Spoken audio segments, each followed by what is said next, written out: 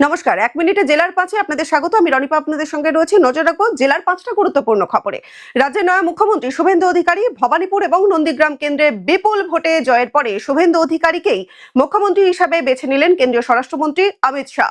শনিবার কলকাতার brigade parade গ্রাউন্ডে শপথ নেবে নতুন সরকার। আসবো দ্বিতীয় খবরে। কাঁথিতে উৎসবের আমেজ। মুখ্যমন্ত্রী হিসাবে নাম ঘোষণা হতেই কাঁথিতে উৎসবের আমেজ। আতশবাজি ফাটিয়ে ঢাক ঢোলের তালে মেতে উঠলেন সকলেই। চলছে দেদার লাড্ডু বিতরণ। তৃতীয় খবর, শুভেন্দুর প্রার্থনায় মহিষাদলে বিশেষ পুজো। শুভেন্দু অধিকারীর জন্য বিশেষ পুজো মহিষাদলবাসীর। প্রাচীন ঐতিহ্যপূর্ণ গোপালজিউ মন্দিরে পুজো দিলেন দলীয় কর্মীরা। পুজো শেষে হলো লাড্ডু বিতরণ। পরের খবর, লাড্ডু তৈরিতে ব্যস্ত বিজেপি কর্মীরা। শুভেন্দু অধিকারীর নাম ঘোষণা হতেই বাঁকুড়ার ৮ নম্বর ওয়ার্ডে হাজার হাজার লাড্ডু তৈরিতে ব্যস্ত বিজেপির কর্মীরা।